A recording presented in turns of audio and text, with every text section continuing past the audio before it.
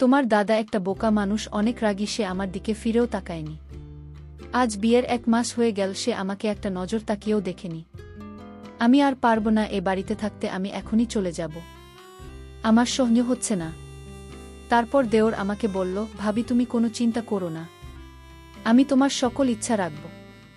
তাই একদিন রাতে আমাদের যখন তার কলেজের পড়াশোনা খুব ব্যস্ত ছিল, তখন সে দিন রাতে আমার স্বামী শুয়ে যাওয়ার পরে আমি যখন লুকিয়ে দেওরের ঘরে যাই, তখন দেওরকে ওই অবস্থায় দেখে তো আমি আর নিজেকে আটকে রাখতে না পেরে তাকে চোখে চোখে সব কিছুই ইশারা করেছিলাম যে আমি আর পারছি না, তাই আমি তার সঙ্গে নিজের ইচ্ছে।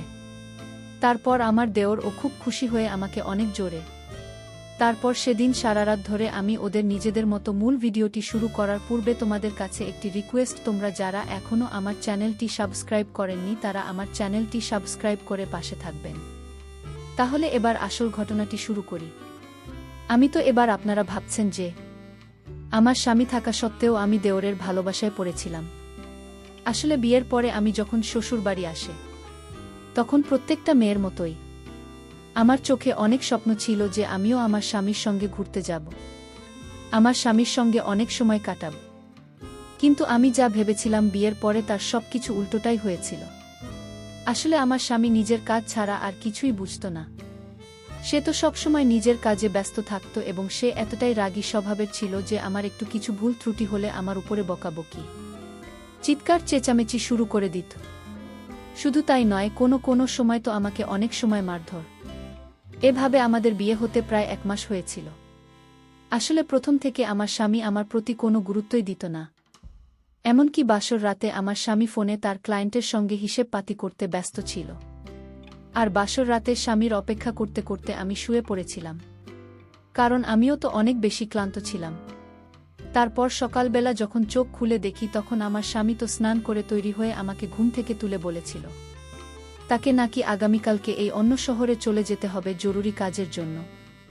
আমি তো কোনো কথা না বলে শুধু স্বামীর দিকে আশ্চর্য হয়ে তাকিয়েছিলাম, কারণ স্বামী তার কাজকে এত বেশি প্রাধান্য দিত যে আমাদের বাসার রাতটাকে নষ্ট করে দিয়েছিল। ওই বাসর রাতের জন্য আমি যা স্বপ্ন নিজের চোখে সাজিয়েছিলাম, আমার সেই স্বপ্নগুলো ভেঙে চুরমার হয়ে গিয়েছিল। বিয়ের 2 দিন পরেই তো শেষ 16 দিনের জন্য শহরে চলে যায় নিজের কাজের জন্য, এবং যাওয়ার সময় সে তার ভাইকে বলে গিয়েছিল, সোহান তোর ভাবিকে খেয়াল রাখিস। বিয়ের 2 দিন পরে যখন একটা মেয়ের স্বামী তাকে একা রেখে বাইরে চলে যায়, তার কষ্টটা যে কতটা সেটা একমাত্র আমিই জানি। তারপর বিয়ের 2 দিন পরে আমার স্বামী যখন শহরে চলে যায়, তারপরে তো আমি নিজেকে খুব একা মনে করতাম। আমার স্বামী, এরা 2 ভাই। আমার দেওর বয়সে আমার চাইতে 5 বছরের ছোট, শ্বশুর শাশুড়ি তো অনেক আগে মারা গেছে। স্বামী যখন 15 দিনের জন্য শহরে চলে যায়, তারপরে স্বামীর সঙ্গে কাটানো এই 2 দিন মনে করে একা একাই সময় কাটাতাম।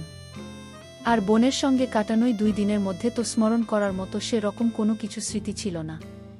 তাও স্বামীর চেহারাও কথাবার্তাগুলো মনে করতাম, কারণ আমাদের দেশেও তো সারাদিন বাড়িতে থাকত না। সে তো সকালে খাওয়া দাওয়া করে কলেজের জন্য বেরিয়ে পড়ত। আমার স্বামী দেখতে খুব একটা ভালো না হলেও আমার দেওর কিন্তু ভীষণ সুন্দর, বেশি ভুল ছিল। তারপর সেদিন স্বামীর বিদেশ চলে যাওয়ার পরে আমি যখন বাড়ির সমস্ত কাজকর্ম করা পরে সন্ধেবেলা অনেক বেশি ক্লান্ত হয়ে আমার ঘরের বিছানায় শুয়ে একটু আরাম করছিলাম, ওই সময় বুঝতে পারি যে আমাদের বাসায় এসেছে। তারপর সে আমার ঘরের দরজায় নক করে আমার ঘরের ভিতরে ঢুকতেই আমাকে সন্ধেবেলায় শুয়ে থাকতে দেখে জিজ্ঞেস করেছিল, ভাবি তোমার কি শরীর খারাপ? আমি তখন বিছানায় উঠে বসে বললাম, না গো, শরীর খারাপ নয়, বাড়ির কাজকর্ম করার পরে আমার শরীরটা অনেক বেশি ক্লান্ত লাগছে, তাই একটু শুয়ে আরাম করছিলাম। কিন্তু আমি জানতাম ওই সময় আমার মন খারাপ ছিল, কিন্তু আমার মনের পরিস্থিতি আমি তো আমার দেওরকে বলতে পারছিলাম না যে আমার মনের মধ্যে কি চলছিল, কিন্তু তাও জানি না কিভাবে সে আমার মুখ দেখে বলেছিল, কিন্তু ভাবি তোমাকে দেখে তো মনে হচ্ছে দাদা চলে যাওয়ার জন্য তুমি অনেক কষ্টে আছো এবং তোমার মন খারাপ আছে। দেখো ভাবি, তুমি কিন্তু আমার থেকে কোনো কিছুই লুকোতে পারবে না, আমি কিন্তু মুখ দেখে এসব কিছুই বুঝতে পারি। আর দাদার জন্য যে তোমার মন খারাপ সেটা তো আমি স্পষ্টভাবে বুঝতে পারছি। তুমি একদম মন খারাপ করো না, দাদার অনুপস্থিতিতে তোমার দায়িত্ব এখন আমার ঘাড়ে। তাই যতদিন দাদা বাড়িতে নেই ততদিন তোমাকে খুশি রাখার দায়িত্ব আমার। তারপর আমার দেওয়ার আমার কিছু বলার আগেই বিছানা থেকে নিচে নামিয়ে বলল, ভাবি চলো আমার সঙ্গে, আমি তোমার মতো এক্ষুনি ঠিক করে দেব। এই বলে আমার দেওর আমাকে আমার ঘর থেকে বারান্দা ঘরে নিয়ে গেল। তারপর বলল, ভাবি তাড়াতাড়ি চলো, আমি তোমাকে আমাদের এখানকার স্পেশাল ফুচকা খাব, যেটা খাওয়ার পরে তোমার মুড একদম ঠিক হয়ে যাবে।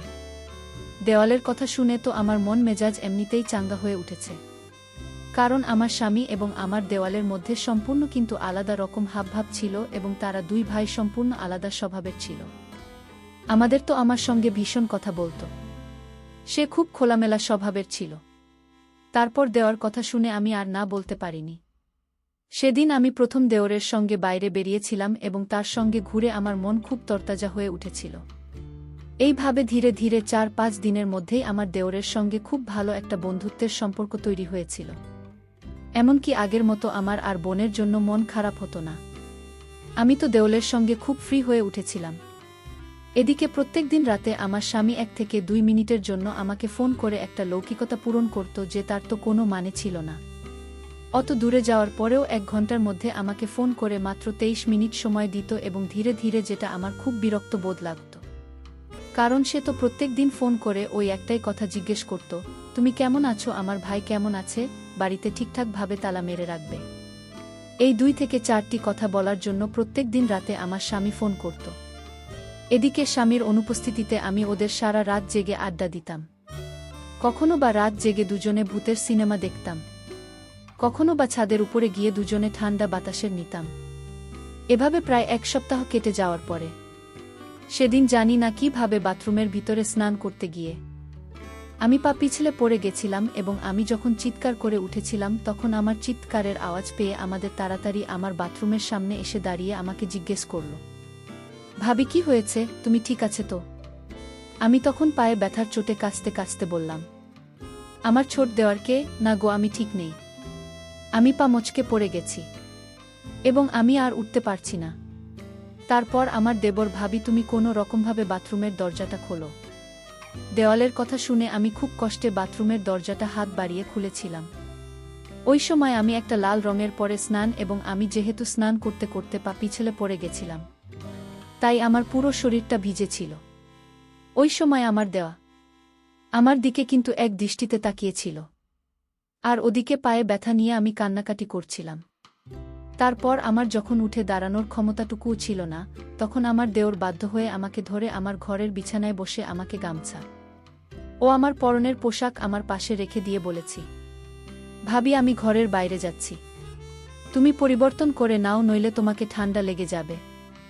সেদিন আমার কাছে এক অন্যরকম অনুভূতি সৃষ্টি হয়েছিল, একটা অন্যরকম আবেগ ও আনন্দ জেগে উঠেছিল। সেদিন আমার দেওয়া এরকম আচরণ দেখে আমার ভীষণ ভালো লেগেছিল এবং আমি দেওরকে নিয়ে মনে মনে অনেক রকম স্বপ্ন দেখতে শুরু করেছিলাম, কারণ আমি তো মনে মনে তাকে ভালোবাসতে শুরু করেছিলাম। তারপর ধীরে ধীরে যত দিন যায় আমার কিন্তু ততই দেখে ভালো লাগতে শুরু হয়। আমি তার পছন্দের খাবার দাবারও তার সব কিছুরই খেয়াল রাখতাম। এমনকি সেদিন যখন আমার পা মচকে গিয়েছিল তখন আমার পায়ে কিন্তু ভীষণ ব্যথা ছিল। তাই দেওর বল, ভাবি আমি কিন্তু একজন ছোটখাটো ডাক্তার, ভাবি তুমি একদম চিন্তা করো না, তোমার সব ব্যথা বেদনা আমি দূর করে দেব। এই বলে সে আমার পায়ে ম্যাসাজ করে দিচ্ছিল। আমার পায়ে যখন মালিশ করতে শুরু করল তখন কিন্তু আমার ভীষণ আরাম লাগছিল এবং আমার পায়ের ব্যথা কমে গেল। আমি কিন্তু দেওয়ার জন্য সেজেগুজে তৈরি হয়ে থাকতাম এবং বাহানা খুঁজতাম যে আমার দেওরের কাছে যাওয়ার জন্য, কারণ বিয়ের পরে যে যত্ন আমার স্বামীর কাছ থেকে পাওয়া উচিত ছিল সেটা তো আমি দেওরের কাছে পেয়েছিলাম। তাই আমি দেওরকে মন থেকে ভালোবেসে ফেলেছিলাম এবং সে দিনের পর থেকে আমি পায়ে ব্যথা বাহানা করে প্রত্যেক দিন তার সামনে ন্যাকা কান্না করতাম এবং সে আমার কান্না দেখে বলল, ভাবি তুমি চিন্তা করো না, আমি এখনই পায়ে মালিশ করে দিচ্ছি। আর আমি সেটা মন থেকে অনুভব করতাম। ওদিকে পরের দিন কেটে যাওয়ার পরে যখন আমার স্বামী বাড়ি ফিরে আসে তখন তার আসল চেহারা আমার সামনে ফুটে ওঠে, কারণ একটা মানুষকে কিন্তু 2 দিনের মধ্যে কখনোই চিনতে পারা যায় না, যতক্ষণ না সেই মানুষটার সঙ্গে সারাদিন কাটানো হয়। একটা মানুষের সঙ্গে আমি যত সময় কাটাবে ততই আমি তাকে চিনতে পারব। এদিকে আমার স্বামীর বাড়ি ফিরে আসার আমি কিন্তু খুশি ছিলাম না, কারণ আমি দেওরের সঙ্গে খুব ভালো সময় কাটাচ্ছিলাম। দেওর আমার মনের ইচ্ছে পূরণ না করলেও সে আমার খুব যত্ন করত এবং খুব খেয়াল রাখত। কিন্তু আমি এটা জানতাম না যে দেওরের মনে আমার প্রতি কী ছিল। আদৌ কি সে আমাকে মনে মনে ভালোবাসত, নাকি সে আমাকে নিজের দাদার বউ মনে করে শুধু আমার যত্ন করত? আমি তো কিছুই বুঝতে পারছিলাম না যে দেওয়ালের মনের মধ্যে আমার প্রতি কী ছিল, সে কেন এত আমার যত্ন করত খেয়াল রাখতে। এদিকে আমার স্বামী বাড়ি ফিরে আবার সেই আগের মতোই নিজের ব্যবসার কাজে ব্যস্ত হয়ে পড়েছিল। এমন নয় যে সে আমাকে রাতের বেলা একটু, আমিও একটা মানুষ ছিলাম, আমার একটা ইচ্ছে বলে কিছু ছিল। আমি স্বামীর কাছে যেতেই সে আমার উপর চিৎকার করে বলত, তোমার কি আর কোনো কাজকর্ম নেই? তুমি দেখতে পাচ্ছ না আমি অফিসের খুব একটা জরুরি কাজে ব্যস্ত আছি? যাও গিয়ে চুপচাপ শুয়ে পড়ো। আমার স্বামী তো আমার দিকে কোনো গুরুত্বই দিত না। তারপর সেদিন আমি যখন স্বামীর কথায় অনেক বেশি কষ্ট পেয়ে মন খারাপ করে রাগ করে রুম থেকে বেরিয়ে ছাদের উপরে গিয়ে চুপচাপ বসেছিলাম আর স্বামীর কথাগুলো মনে করে কাঁদছিলাম।